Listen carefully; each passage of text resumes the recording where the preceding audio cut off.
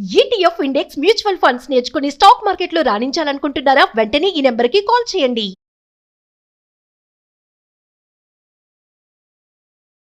నమస్తే. సుమన్ టీవీ సమర్పిస్తున్నటువంటి పద్మవ్యూహం కార్యక్రమానికి స్వాగతం.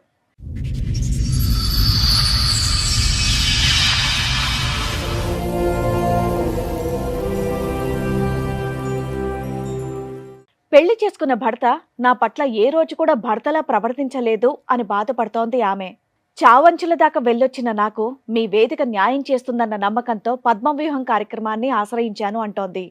ఆవిడ సమస్య ఏంటో విందాం, ఎలాంటి న్యాయం చేయాలో చూద్దాం. ఈ కార్యక్రమంలో మనతో పాటు ఉన్నారు ప్రముఖ హైకోర్టు అడ్వకేట్ రమ్యాకుల గారు. నమస్తే మేడం. నమస్తే అండి. ప్రముఖ సైకియాట్రిస్ట్ డాక్టర్ కళ్యాణ్ చక్రవర్తి గారు. నమస్తే సార్. నమస్తే మేడం. సార్, మేడం దివ్య దీపిక గారు వాళ్ళ సమస్య చెప్పుకోవడానికి ఇక్కడి వరకు వచ్చారు. వాళ్ళ సమస్య ఏంటో అడిగి తెలుసు. షూర్. నమస్తే అండి. నమస్తే మేడం. నమస్తే సార్. నా పేరు దివ్య దీపిక. మీ పేరే దివ్య దీపిక? మీ ఇద్దరిది కలిపి దివ్య దీపిక ఏమో ఈ అనుకున్నా. మొక్కతే దివ్య. ఓకే. మీ వయసు ఎంతమ్మా? ఇప్పుడు 44 మేడం. 44 ఇయర్స్ బ్యాక్ ఎంత అందమైన పేరు పెట్టారా? ఎంతమంది మీరు? 3 sisters 1 brother. ఓ, మీరెన్నో ఆవిడ? లాస్ట్ నేనే మేడం. చిన్నపిల్లవు నువ్వే? మాది middle class family madam. Childhood లోనే నాన్నగారు చనిపోయారు. అయితే పక్కన ఉన్న ఆమె ఎవరమ్మా? మీ సిస్టరా? అవును సార్. అక్క, చెల్లి? ఆవిడ అక్క. అక్క. ఎంతమంది మీరు పిల్లలు మీ నాన్నగారికి? 3 sisters 1 daughters 3 1 brothers. నాన్నగారు ఏ వయసు అప్పుడు చనిపోయారు మీకు? అప్పుడు నేను 7th క్లాస్లో ఉన్నా సార్. 6th class. మీరు అందరికంటే పెద్ద, చిన్న? ఎవరు మీరు? నేను లాస్ట్ సార్. అందరికంటే చెల్లి. మీకంటే పైన బ్రదరా? బ్రదర్ తర్వాత నేను లాస్ట్. దానికంటే ముందు ఇద్దరు ఆడపిల్లలు. ఇప్పుడు అర్థమైంది, చెప్పండి అమ్మా. అక్క డీజీపీలో జాబ్ చేస్తుంది సార్. ఏది, మన డీజీపీ ఆఫీస్లోనా? ఓకే. ఏం పని చేస్తారమ్మా అందులో? అక్కడ account assistant madam. Government job? Government job. అంటే బావగారు గెజిస్టర్ ఆఫీసర్ ఉండే, అయితే ఆయన ఎక్స్పైర్డ్ అయిన వామ్మో, తర్వాత మీరు చెప్తున్న దానికి మీ అపీరెన్స్లకి ఏమీ సెట్ అవ్వట్లే. గవర్నమెంట్ అఫీషియల్స్ మీ ఇంట్లో ఉన్నారు, జాబులు చేసేవాళ్ళు. ఈ అక్క ఏం చేస్తారు? టీచర్ జాబ్ చేసింది మేడం. గవర్నమెంట్ టీచరా?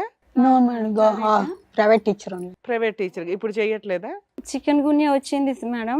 వచ్చినాక మ్యారేజ్ అయినాక నన్ను తీసుకుపోవడానికి వస్తే, నాది 2nd floor అనమాట, వీళ్ళది మామయ్య వాళ్ళది.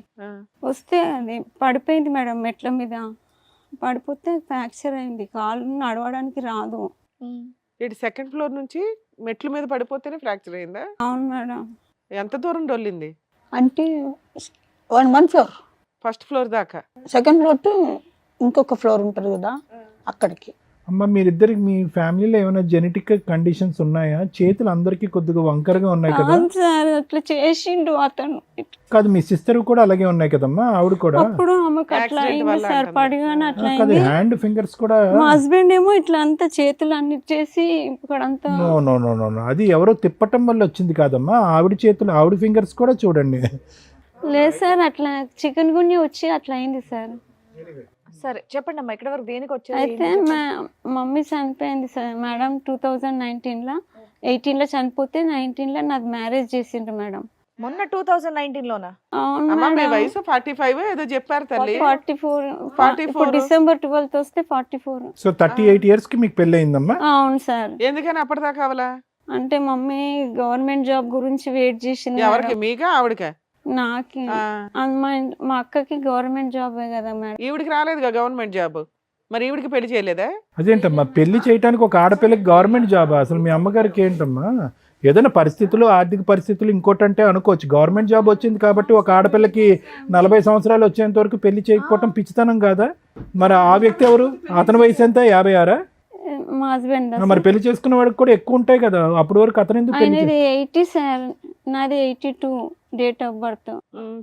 ఆయనది 80, నాది 82. అవునమ్మా, అతనికి మ్యారేజ్ అయిందా అంతకు ముందు? అయిందంట మేడం, మాకు తెలియదు. లేకపోతే నీకోసం ఫ్రెష్ గా వస్తాడా? టూ మచ్ ఉంది మీరు మాట్లాడేది. ఓకే, తర్వాత మీకు పిల్లలు ఉన్నారమ్మా? లేరు మేడం. ఓకే. అంటే మీకు తెలుసా 38, 40కి వచ్చినాక పిల్లలు పుట్టడం కూడా కష్టం అని తెలుసా? మీరు చదువుకొని గవర్నమెంట్ జాబులు కొట్టేద్దాం అనుకున్నారుగా. నాలెడ్జ్ అయితే ఉంటది కదమ్మా ఏ టైంకి పెళ్లిళ్ళు చేసుకోవాలి. వచ్చినాయి మేడం, ప్రపోజల్స్ మస్తు వచ్చినాయి. రాజస్థాన్ అక్కడ అమెరికా అమ్మా అట్లా వచ్చినాయి. ఒకటమ్మా, కానీ మీ అమ్మగారికి గవర్నమెంట్ జాబ్ కావాలనేది నాకు అర్థమైంది. మీకేం 17-18 సంవత్సరాలు కాదు, మీకు 30, 35, 36. మీరు మీ అమ్మగారికి చెప్పరా, అమ్మ దీనికి ఏజ్ బార్ అయిపోతుందమ్మా, నాకు పెళ్లి చేసుకుని ఒక ఇంటి దాన్ని అమ్మ అవుదాం. ఒప్పుకోలేదు సార్, ఎవరు చెప్పిన మరి తీసుకురావాలి. మీ అమ్మగారు ఉన్నారా మీ అమ్మగారు? లేదు సార్. 2019లో చనిపోయి, ఆవిడ చనిపోయినాక పెళ్లి అయింది. వీళ్ళకి ఎవరు చేశారు మీకు? అక్క చేసింది మేడం. వాళ్ళ డిపార్ట్మెంట్ లో ఒకరు తీసుకొని వస్తే ప్రపోజల్ చేసింది మేడం. ఆవిడకి ఎందుకు అవ్వలేదు పెళ్లి? అదే మేడం, గవర్నమెంట్ జాబ్ అని అవ్వలేదు. లేదు మేడం, నేను దొరికింది. ఇతను బిజినెస్ అండి, నేను ఓకే అని చెప్పేసిన మేడం. బిజినెస్ అన్నమాట వీళ్ళది, ఆయిల్. కాదమ్మా, సుజాత గారికి పెళ్లి ఎందుకు అవ్వలేదని అడుగుతున్నాం. ఆర్థిక సమయం చెప్పారు లేదు కదా. సార్, డబ్బులు లేకుండే సార్. డబ్బులు లేకుండా ఫైనాన్షియస్. అవును సార్. సో అక్కడ ఏమి జాబ్ గురించి కాదు. ఎవరు వస్తే వాళ్ళకి చేస్తా అనుకుంది కానీ మా ఇంట్లో ప్రాబ్లం, మనీ ప్రాబ్లంతో చేయలేకపోయారు. మీ బ్రదర్కి పెళ్లి అయిందమ్మా? అయింది సార్. అతను హ్యాపీగానే ఉన్నాడా? అతను ఏం చేస్తూ ఉంటాడు? Government job sir. బ్రదరా, ఏం జాబ్ అతను? ట్రాన్స్పో. అమ్మ ట్రాన్స్కోలోనా? ఏంటి అతనికి ఇదేంటి designation? LDC. LDC. LTC. LDC. LDC అదే. అతనికి మ్యారేజ్ ఎన్ని సంవత్సరాలు అయింది? 20 years అవుతుంది. ఆయనకి 20 years అయింది, అక్కకి 25 years బ్యాక్ పెళ్ళి అయింది. వాళ్ళిద్దరూ కలిపి మీకు సంబంధాలు చూసి పెళ్లి చేయలేకపోయారా? అంటే వీళ్ళ ఇంట్లో క్రైటీరియా గవర్నమెంట్ జాబ్ వస్తేనే ఎలిజిబిలిటీ పెళ్లికి. సో అతనికి 20 years బ్యాక్ గవర్నమెంట్ జాబ్ వచ్చింది కాబట్టి అతను పెళ్ళి అయింది. డీజీపీ ఆఫీస్లో ఉంది కాబట్టి ఆవిడకి పెళ్ళి అయింది. ఇవి teacher, government teacher, private teacher కాబట్టి ఆవిడకి పెళ్ళి అవ్వలేదు. నీకు గవర్నమెంట్ జాబ్ రాలేదు కాబట్టి మీ అమ్మగారు చనిపోయిన తర్వాత మీకు పెళ్ళి అయింది. అది మీ అక్క పూనుకోవడం వల్ల. ఓకే, అది నువ్వు ఒప్పుకోవడం వల్ల. సరే, ఇక్కడికి ఒక క్లారిటీ. పెళ్ళి అయినాక ఏం జరిగిందమ్మా? పెళ్ళి అయినాక, మ్యారేజ్ అయినాక వాళ్ళ ఇంట్లో 3 sisters, ఆయన ఒక్కడే మేడం. అమ్మ మీకు 44 years, ఏదో చిన్న 18 years పిల్ల మాట్లాడినట్టు మాట్లాడుతున్నారు. మీ పేరు అలాగే ఉంది. ఇవన్నీ నమ్మడానికి నాకైతే అసలు కొత్తగా అనిపిస్తున్నాయి తెలుసా. ఎంత ఎక్స్పర్ట్స్ మాకే కొత్తగా అనిపిస్తుంది. మీరు చెప్పేవి నిజాలా కాదని ఆధార్ కార్డు ఏమైనా తెచ్చారా? అతను ఏం చేస్తాడు మీ వారమ్మా? ఆయిల్ ఫుడ్ బిజినెస్ చేస్తారు సార్. వరంగల్లో పెద్ద ఇల్లు ఉంది. ఆ బిజినెస్ చూసి ఓకే అన్నారు సార్. అమ్మా, నీకేం గవర్నమెంట్ పెళ్ళి అయ్యే టైంకి మాత్రం ఇదే ఫస్ట్ మ్యారేజ్ అన్నట్టు చెప్పాడు. చెప్పారు. తర్వాత 2 marriages అయినాయంట. సరే, ఆ తర్వాత చెప్తారు కానీ 19లో మీ మ్యారేజ్ అయింది. తర్వాత ఒక ఇంట్లోనేమో ఎంగేజ్మెంట్ అయింది సార్. అక్కడ వాళ్ళు ఖాళీ చేయమన్నారు. బాగా గొడవ పెట్టుకుంటాడు ఇతను, బాగా డ్రింక్ చేస్తాడు మేడం. అయితే నేను మ్యారేజ్ అయినాక వేరే ఇంట్లో మ్యారేజ్ అయింది. వాళ్ళు ఇట్లాంటి వాళ్ళు వద్దు మా ఇంట్లో అని వాళ్ళు కాల్ చేయించిన. అమ్మ, ఆయనకు పెద్ద ప్యాలెస్లు ఉన్నాయి అన్నావు, ఏదో ప్యాలెస్ లో ఇక్కడ ఉంటాడు మేడం, ఇక్కడ పార్సిగుట్టలు ఉంటాడు. ఇక్కడ బిజినెస్ ఉంది, ఇక్కడ ఉంటారు మేడం. కానీ ఆస్తులు అన్ని కూడా వరంగల్. రైట్.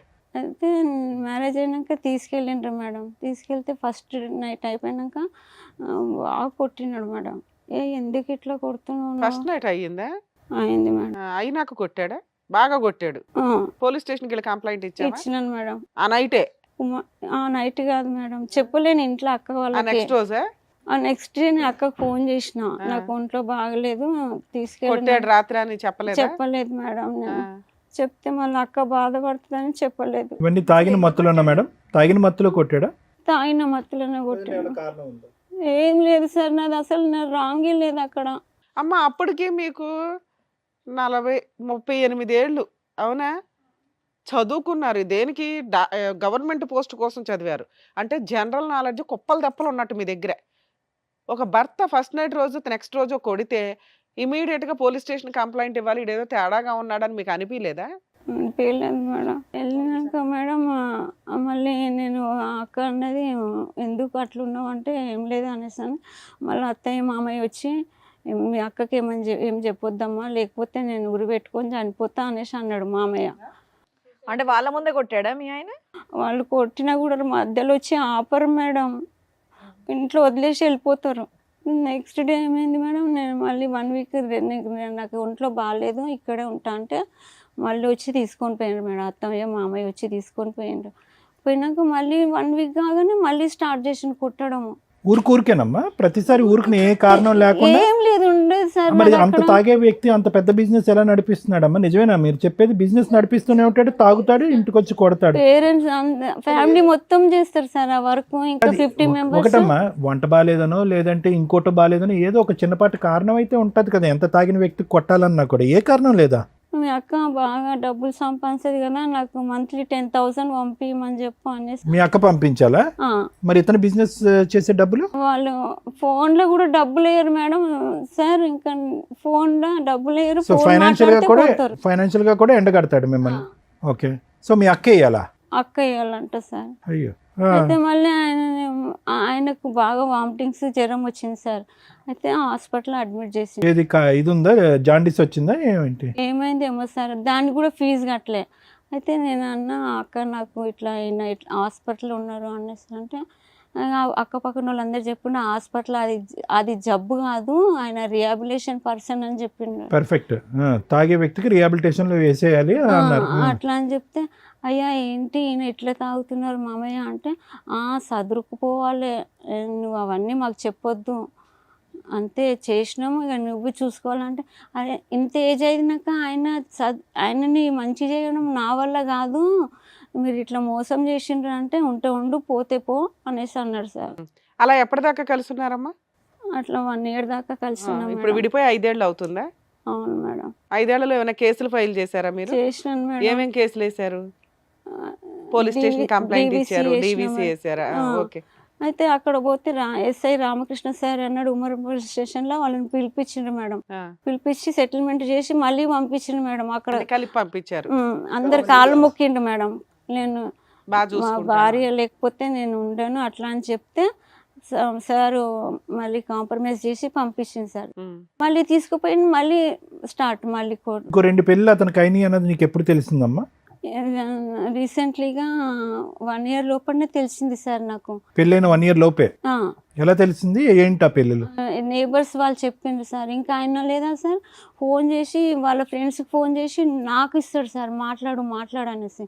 అరే నేను పరిచయం లేని వాళ్ళతోటి నేను ఎట్లా మాట్లాడాలంటే, మాట్లాడకపోతే ఈ లెఫ్ట్ హ్యాండ్ తోటి ఇట్లనే కొట్టేస్తాడు మేడం. ఎట్లా పడితే అట్లా కొడతాడు, ఇట్లా నిలబడితే ఇట్లా తోసేస్తాడు మేడం. సో వాళ్ళతో మాట్లాడేవారమ్మా మీరు? నేను మాట్లాడాను సార్. ఎందుకు మాట్లాడమనేవాడు? తప్పుడు కదా?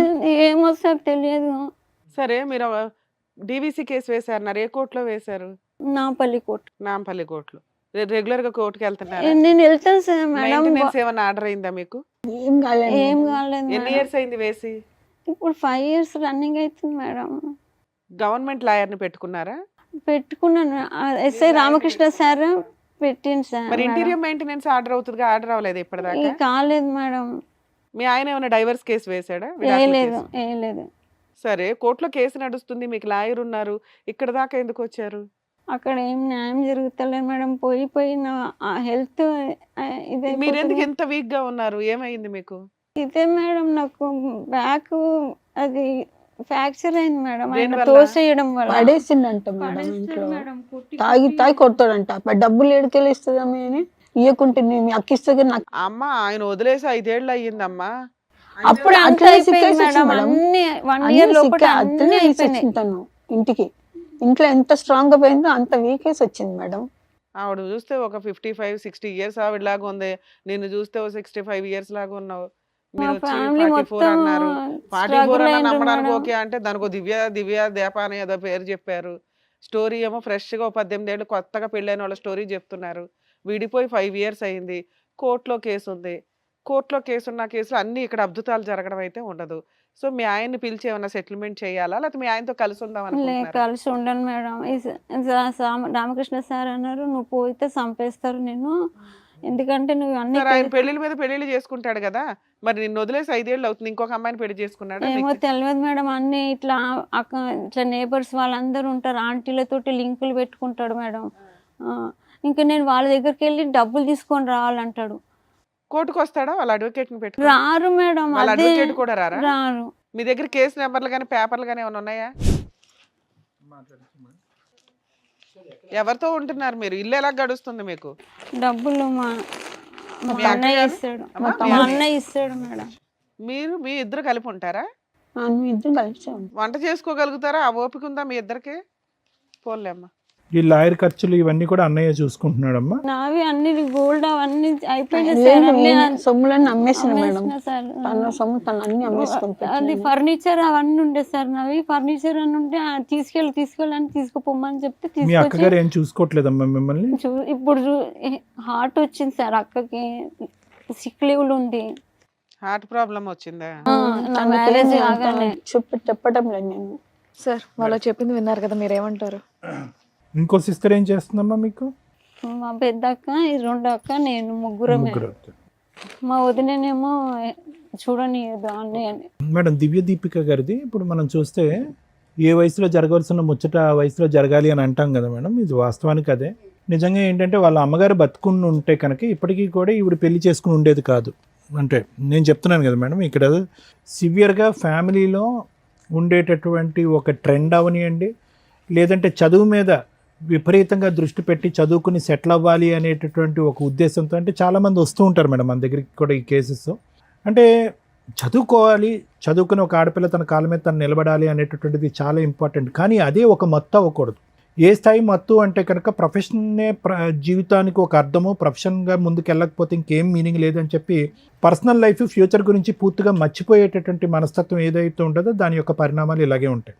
ఎందుకంటే కనుక ఒక ఆడపిల్లకి ప్రత్యేకంగా ఇప్పటికీ సమాజంలో అవనివ్వండి, లేదంటే ఇంకో 20-30 సంవత్సరాల తర్వాత అన్న చూసుకోండి, వయస్సు అనే బౌండరీ చాలా ఇంపార్టెంట్.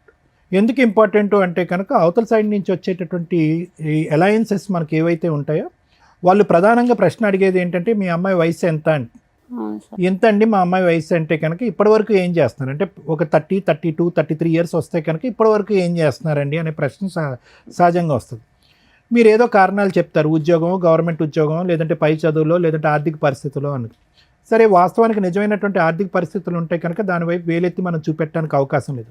కానీ ఉద్యోగం, దానిపై ఉద్యోగం, లేదంటే central government job, state government job అనేటటువంటి ఆనవాయితీ ఏదన్నా ఉంటే కనుక అది మీ ఇంట్లో మీకుండే కుటుంబ సభ్యులకి అనుకోవటానికి నమ్మటానికి ఉంటుందేమో కానీ బయట ప్రపంచం అది నమ్మదు. ఆడపిల్ల మీద తొందరగా ఒక మాట అంటానికి ఒక అవకాశం ఉంటుందా, అందుకే ఆ కారణం చేత అవ్వలేదు, లేదంటే ఊరు వాడ 4 కథలు అల్లుకోవటానికి ఒక అవకాశం ఉంటుంది. సో దానివల్ల ఏమవుతుందంటే వయసు పెరిగే కొద్దీ మీకు వచ్చేటటువంటి చాయిస్ అనేది కూడా తగ్గిపోతుంది అనమాట. వచ్చేటటువంటి కేసులు కూడా చాయిస్ తగ్గిపోయి ఆఖరికి మీ పరిస్థితి ఎలా వచ్చింది అంటే కనుక అమ్మ లేదు కాబట్టి ఒంటరిగా అయిపోతుంది నీ జీవితంలో, మీ అక్కలా నీ జీవితం కూడా అయిపోతుంది, మళ్ళీ నీకు చేదోడు వాదడు. ఎందుకంటే అమ్మ ఉన్నంతకాలం మీ ఇద్దరి మధ్యన కోడిపెండెంట్ కదమ్మా మీ ఇద్దరం, అమ్మకి నువ్వు నీకు అమ్మ. ఎప్పుడైతే అమ్మ చనిపోయిందో సడన్గా ప్రపంచం అందరికీ ఒక కంగారు వచ్చేసింది. ముఖ్యంగా మీ పెద్దలు అంటే మీ అన్నగారు అవనివ్వండి, మీ అక్కగారు అవనివ్వండి, అమ్మో ఇదేంట అమ్మ బతుకున్నంతకాలం చేసినటువంటి పొరపాటు అమ్మ చనిపోయిన తర్వాత మేము పెద్ద దిక్కుగా ఉన్న మేము ఆ పొరపాటు చేయకూడదు, ఏదో విధంగా అంతే కదమ్మా, ఏదో విధంగా ఒక సంబంధం చేయాలి అని చెప్పి అప్పటి వరకు లేనటువంటి యుద్ధ ప్రాతిపదిక ఆ తర్వాత అమ్మ చనిపోయిన తర్వాత ఒక భయంకరమైన యుద్ధ ప్రాతిపదిక వచ్చి ఒక సాంప్రదాయం అనేటువంటి ఒక సిద్ధాంతం అనండి, తల్లి చనిపోయినటువంటి సంవత్సరం లోపు లేదంటే ఇంట్లో బంధువులు చనిపోయిన తల్లిదండ్రులు చనిపోయిన పెళ్లి చేయాలనేటటువంటి తొందరపాటుతనం నీ మెడ చుట్టూరు ఉరితాడిలా చుట్టుకుందమ్మా. కేవలం తొందరపాటుతనం. ఏది అంతకుముందు ఒక 11-12 ఇయర్స్ అప్పుడు లేనటువంటి ఆ తొందరపాటు, అప్పుడు నీ కాళ్ళ వరకు వచ్చినటువంటి చక్కటి సంబంధాలు అన్నీ కూడా లేదు గవర్నమెంట్ జాబ్ అని చెప్పి ఒక పిచ్చి, ఒక అసందర్భమైనటువంటి ఆలోచన లేనటువంటి ఒక ఆనవాయితీ. ఒక ఆడపిల్లకి ఒక 30 ఇయర్స్ వరకు వెయిట్ చేయండి, ఒక 32 ఇయర్స్ వరకు వెయిట్ చేయండి. ఇదంతా కూడా చనిపోయిన ఆవిడ గురించి మనం మాట్లాడటం కాదమ్మా, మీ అమ్మగారు చేసినటువంటి పొరపాటు. అమ్మాయి ఇది తప్పు అని చెప్పి నువ్వు అంటానికి లేదు, మీ అన్నయ్య మీ అక్కగారు కూడా అంటానికి లేదు, ఎవరు కూడా ముందుకు వచ్చి కాపాడినటువంటి వాళ్ళు లేరు. 12 సంవత్సరాల పాటు లేనటువంటి తొందరపాటు 12 రోజుల్లోనో 12 వారాల్లోనో కంగారుగా తొందరపాటు జరిగింది. ఒక వ్యక్తిని తీసుకొచ్చారు, మీ సిస్టరే తీసుకొచ్చారు. ఎంతవరకు అతని చరిత్ర గురించి కానీ అతని గతం గురించి వాకప్ చేశారు, ఏమీ ఎంక్వైరీ లేదమ్మా. సో తీసుకొచ్చారు, కేవలం మీరు ఏదన్నా చూసారంటే కనుక అది ఏంటంటే కనుక అతను మాటకారితనం ఒకటే చూశారు. అక్కడ ఇన్ని ఆస్తులు ఉన్నాయి, ఇక్కడ ఇంత బిజినెస్ ఉంది అని చూశారు. ఈ రెండు చూసేటప్పటికి సరే మీరేంటంటే గవర్నమెంట్ జాబ్ అనేది పక్కన పెట్టండి, మీ ఆరోగ్య పరిస్థితి అప్పుడు కూడా అంతంత మాత్రమే ఉందన్నట్టుగా స్ట్రాంగ్గా ఉండేవారు. సరే అది పక్కన పెట్టండి. ప్రైవేట్ జాబ్ చేసిన మేడం, ఇద్దరం ఒకటే స్కూల్లో జాబ్. ఎవరైతే కనుక పెద్దలుగా వచ్చినటువంటి ఇరుగు పొరుగు వాళ్ళే సంవత్సరం లోపే మీకు నిజాలు చెప్పారు, అమ్మాయి ఇది ఇతని క్యారెక్టర్. పెళ్ళైనటువంటి 2వ రోజో 3వ రోజో సెకండ్ నైట్లోనే ఆ వ్యక్తి యొక్క వ్యక్తిత్వం తెలిసిపోయింది. ఏంటంటే తాగుబోతు, ఇతను తాగటం, కొట్టడం, వేరే మగాళ్ళ చేత ఫోన్ మాట్లాడించడం, ఇంతకుముందు ఇద్దరు స్త్రీలో ఇద్దరు ముగ్గురు నలుగురు ఉన్నారు ఇతని జీవితంలో అనేటటువంటిది అన్నీ కూడా పెళ్ళైనటువంటి మరుసటి రోజున పెళ్ళైనటువంటి నెల రోజుల పాటు తెలిసింది. అంటే నేను అనేది ఏంటంటే జీరో ఎంక్వైరీ జరిగింది ఈ విషయంలో, జీరో ఎంక్వైరీ. అమ్మ ఎవరు అక్కర్లేదమ్మా, మీ యొక్క కండిషన్స్ క్రైటీరియా ఏంటంటే ఆర్థికంగా స్థిరపడినటువంటి వాడే ఉండాలి, బిజినెస్ మ్యాన్, ఆస్తులు ఉండాలి అనేటటువంటిదే చూశారు. కానీ అతని క్యారెక్టర్ ఏంటి, అతని వ్యక్తిత్వం అనేటటువంటిది ఎంక్వైరీ చేసేటటువంటి ఓపిక కానీ ఎంక్వైరీ చేసేటటువంటి మనుషులు కానీ లేకపోవటం అనేటటువంటిది ఇక్కడ ప్రధానం. కేవలం ఏంటంటే అమ్మ చనిపోయింది, ఒంటరిది అయిపోద్ది దీపిక, ఏదో ఒక దిక్కు అయితే కనుక వెతుకు పట్టుకోవాలి.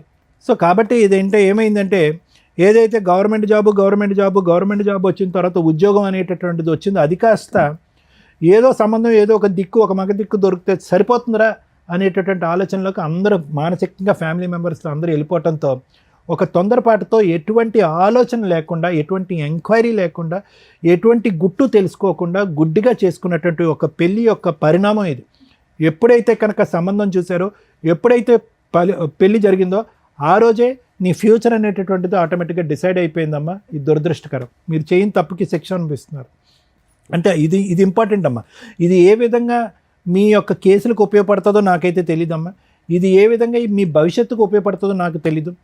కానీ ఒక మెసేజ్ సొసైటీకి నేను చెప్పేది ఏంటంటే కనుక ఈ రెండు ప్రొఫెషనల్, చదువు, కెరియర్, పర్సనల్ లైఫ్ సంబంధించినటువంటి బ్యాలెన్స్ చాలా ఇంపార్టెంట్.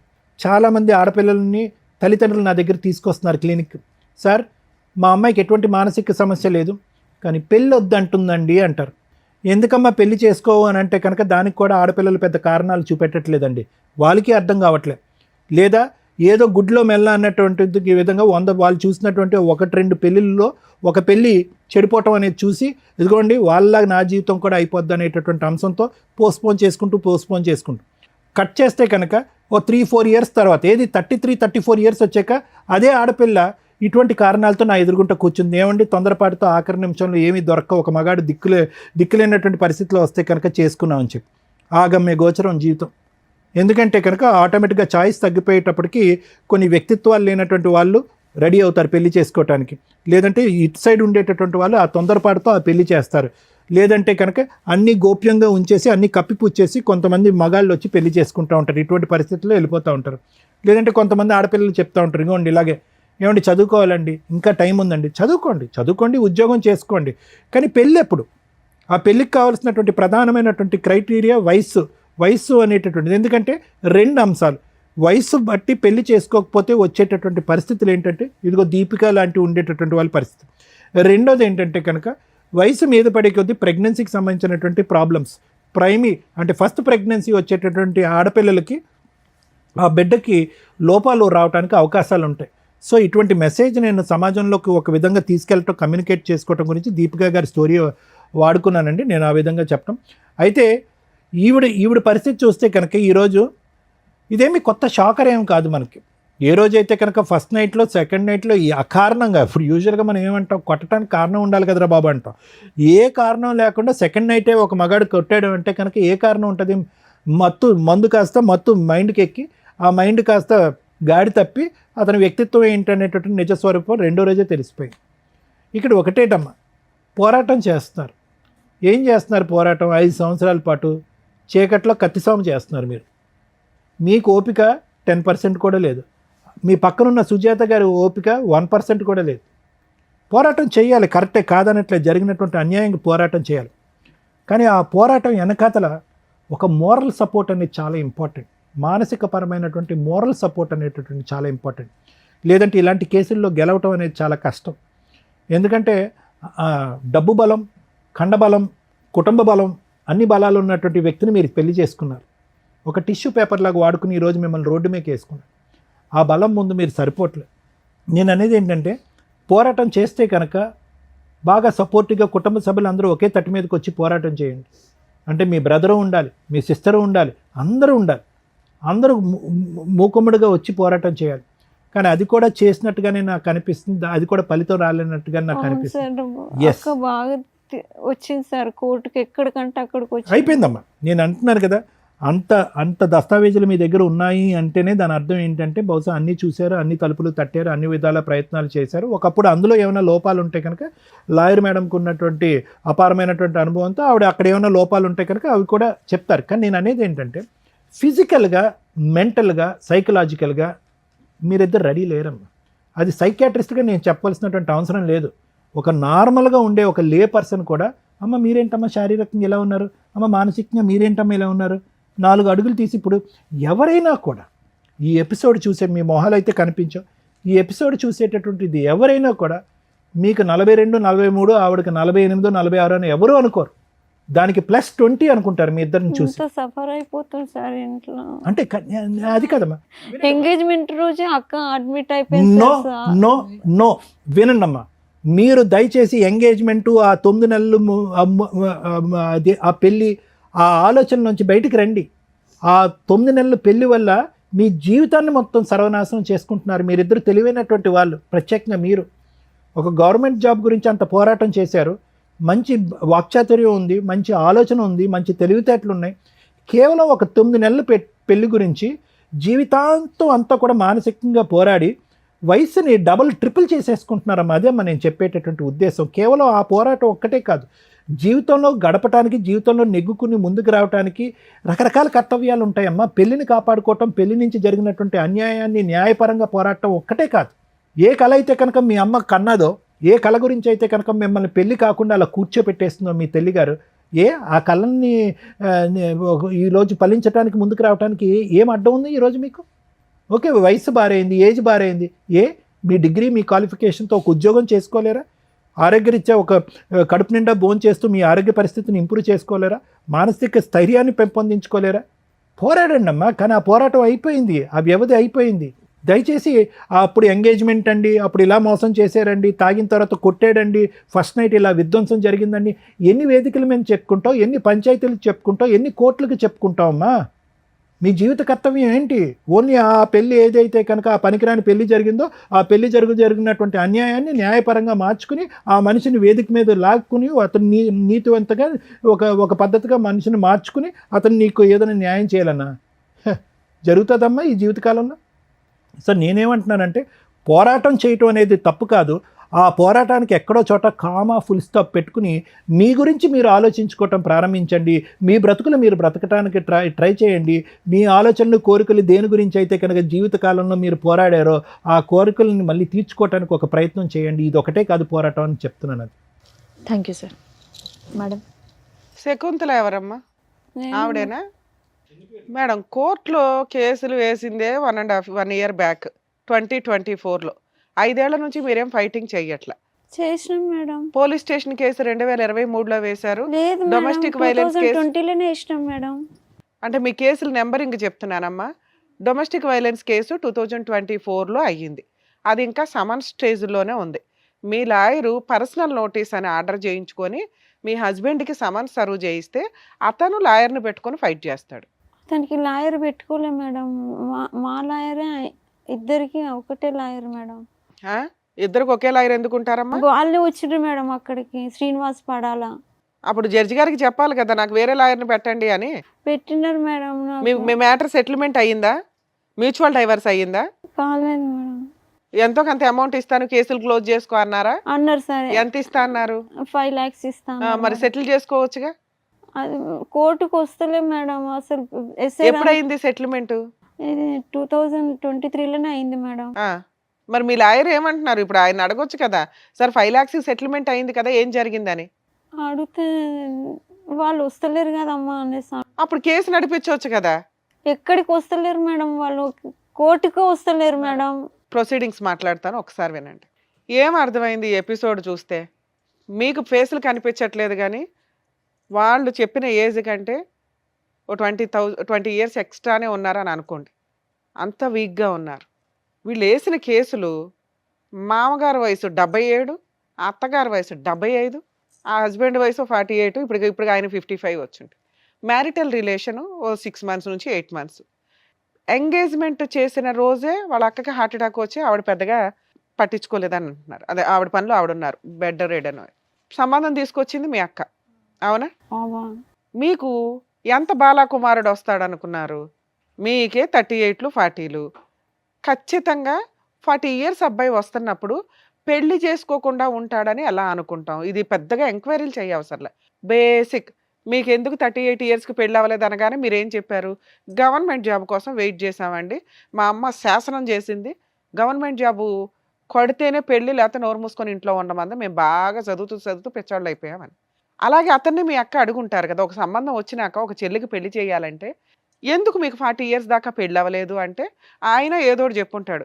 ఒకటో పెళ్లి ఆవిడ చచ్చిపోయింది, రెండో పెళ్లి ఆవిడ లేచిపోయింది, మూడో పెళ్లి ఇట్లా అని ఏదో ఒకటి చెప్పుంటారుగా.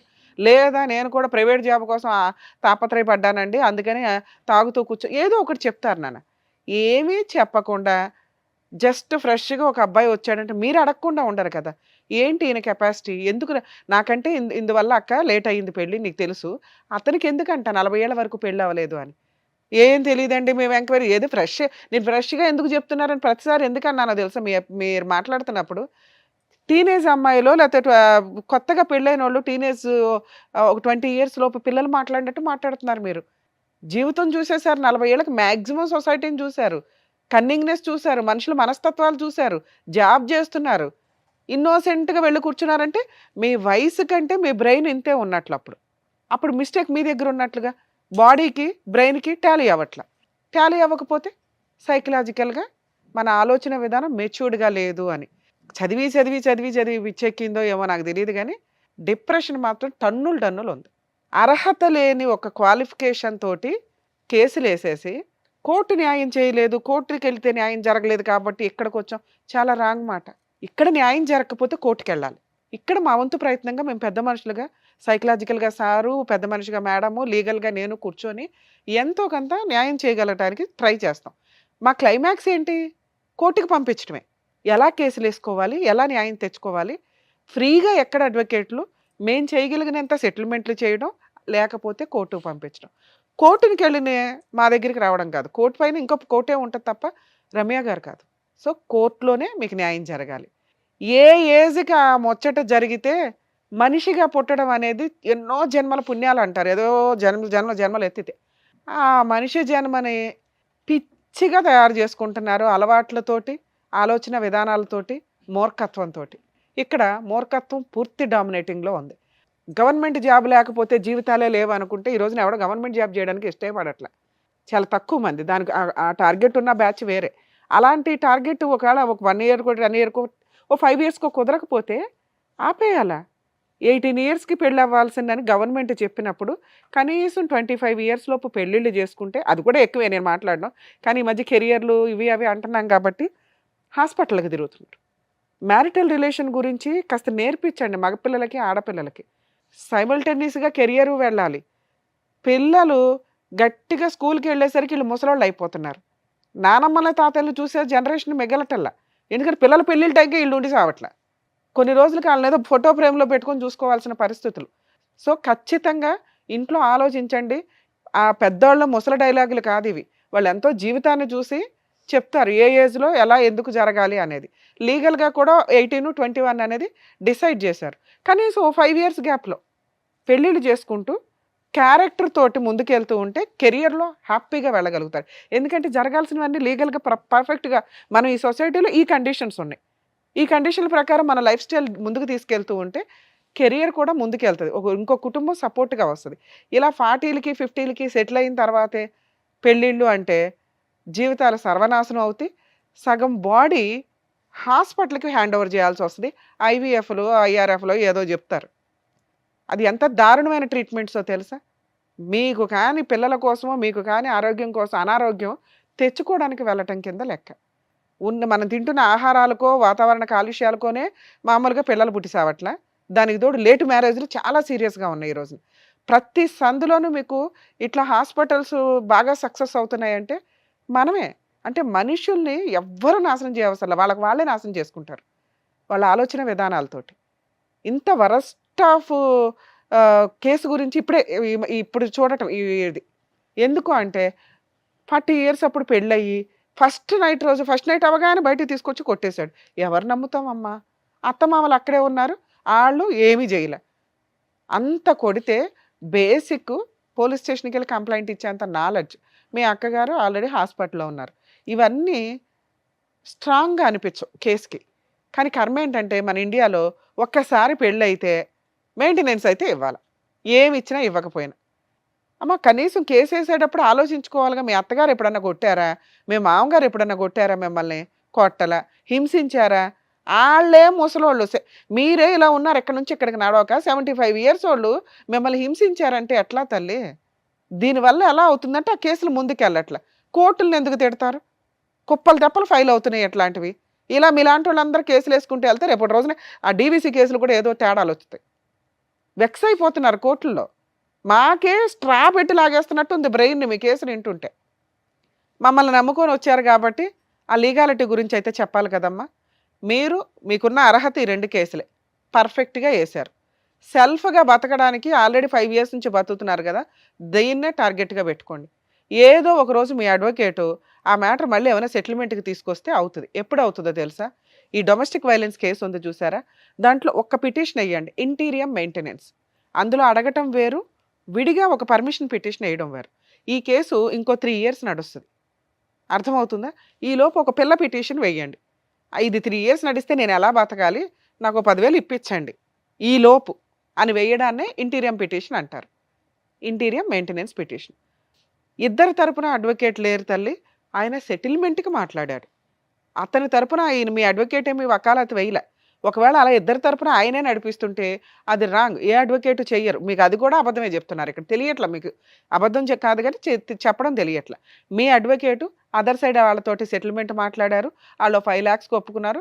తర్వాత రావడం మానేశారు. ఎందుకు మానేశారు అంటే కేసులు స్ట్రాంగ్గా లేవు. వాళ్ళు ఒక అడ్వకేట్ని పెట్టుకుని కోర్టుకు వచ్చి ఫైట్ చేయాల్సిన పరిస్థితి వస్తే మళ్ళీ మీకు సెటిల్మెంట్ అవుతుంది. ఓకే, ఎప్పుడు అవుతుంది? ఇంకొక స్టెప్ ఇంటీరియం మెయింటెనెన్స్ ఆర్డర్ అయినప్పుడు. నీకు ఎప్పుడైతే ఒక 5,000 కట్టాల్సి వస్తుందో ఖచ్చితంగా ఈ మ్యాటర్ సెటిల్మెంట్ అవుతుంది. ఇంకెక్కువ రోజులు కూడా పట్టదు. ఈ ఒక్క పర్మిషన్ పిటిషన్ వేయించండి మీ లాయర్ తోటి. 100% మీకైతే మెయింటెనెన్స్ ఆర్డర్ అవుతుంది. ఎప్పటిదాకా అంటే మీరు బతుకున్నంతకాలం. అర్థమవుతుందా? లేదా అతను 5 lakhs ఇచ్చి ఏదో సెటిల్మెంట్ చేసుకుంటాడు. అతను ఇప్పుడు ఎక్కడున్నాడో, ఎలా ఉన్నాడు, ఏంటనేది కూడా మీకు పూర్తిగా తెలియదు. కోర్టుకు వస్తేనే తెలుసు. కోర్టుకి రావట్లా, అడ్వకేట్ని పెట్టుకోవాలి. అంతేనా? మీ అడ్వకేట్ తోటి ఒకసారి మాట్లాడించినా మేము మాట్లాడతాం. లేదా మీ అడ్వకేట్ మీకు సరిగ్గా సమాధానం చెప్పట్లేదు అనుకుంటే డొమెస్టిక్ వైలెన్స్ కేసులో గవర్నమెంట్ లాయర్ని పెట్టమని జడ్జి గారిని అడగండి నెక్స్ట్ డేట్లో. అలాగే మీ కేసు ఫోన్లో ఈ కోర్ట్స్ యాప్ అని ఒకటి ఉంటుంది, ఈ కోర్ట్ సర్వీసెస్ అని డౌన్లోడ్ చేసుకొని ఈ కేసులు ఫీడ్ చేసుకోండి. ఎవరన్నా కానీ మీ కేసుల గురించి అడ్వకేట్ ప్రాపర్గా చెప్పట్లేదు లేదా తెలియట్లేదు ఏం జరుగుతుంది నెక్స్ట్ ప్రొసీడింగ్స్ అనుకుంటే ఫోన్లో ఈ కోర్ట్ సర్వీస్ యాప్ అని డౌన్లోడ్ చేసుకొని మీ కేసులు ఫీడ్ చేసుకుంటే ఖచ్చితంగా ఈచ్ డేట్కి ఏం జరుగుతుంది ఏంటనేది ఇన్ఫర్మేషన్ మీకు తెలుస్తుంది. ఆ పని ఒకటి చేయండి. రోజు ఫోన్ చేస్తున్నాడు మేడం, వేరే వేరే నంబర్స్ తోటి. ఏంటి, రొమాంటిక్ గానా బ్లాక్ మెయిలింగ్? Blackmailing. ఏమని కేసులు విత్డ్రా చేసుకోనా? ఏమని చేస్తున్నారు? నేను తీయట్లేదు మేడం ఫోన్. మరి ఆయనే చేస్తున్నాడని ఎలా తెలుసు? ఫస్ట్ టైం చేసినప్పుడు ఎవరు ఎన్ని సంవత్సరాల క్రితం? Recently last month. అతను చేస్తే మీరు తీయకపోతే ఎలాగమ్మా? మరి ఎలాగవుతుంది? దీంట్లో సంప్రదింపు ఎలా అవుతుంది? మధ్యవర్తిత్వం ఎలా వన్ జరుగుతుంది? టైం తీసిన. వన్ టైం తీస్తే కాదు, నెక్స్ట్ టైం ఏమైంది? మేడం సార్ ఆయన ఒక్క ఫోన్ లోకి ఇచ్చాడు, అందరు ఎన్నెన్నో నంబర్ తీసుకొచ్చి చేస్తున్నాడు సార్. సరే అమ్మా, మీ లాయర్తో ఒకసారి మాట్లాడించండి. రేపు మీ లాయర్తో మీ ఆయనతో మాట్లాడించండి. అవ్వలేదనుకోండి ఒకసారి మా షో వాళ్ళతో మాట్లాడించండి. మా వాళ్ళు ఫోన్ మాట్లాడతారు. సరేనా? జాగ్రత్తమ్మా. 38 ఏళ్ళు మీకు నచ్చినట్టు హ్యాపీగా ఉన్నారు కదమ్మా. అదేదో జరిగిన ఒక సంవత్సరం గురించి మీరు డిప్రెషన్లోకి వెళ్ళిపోయి ఆరోగ్యాలు పాడు చేసుకొని ఇవన్నీ ఎందుకు చెప్పండి? జాబ్ చేసుకున్నాను కూడా అన్నారు కదా, ఆ కేసు నడుస్తూనే ఉంటుంది. మీరు మీ ఆరోగ్యం చూసుకోండి, చక్కగా బయటికి వెళ్ళి ఏదన్నా జాబ్ చేయండి, కొంచెం మైండ్ సెట్ అన్న మారుతుందని నా ఉద్దేశం. కరెక్ట్ అమ్మా. ప్లీజ్ ఓకే, జాగ్రత్త అమ్మా. Thank you.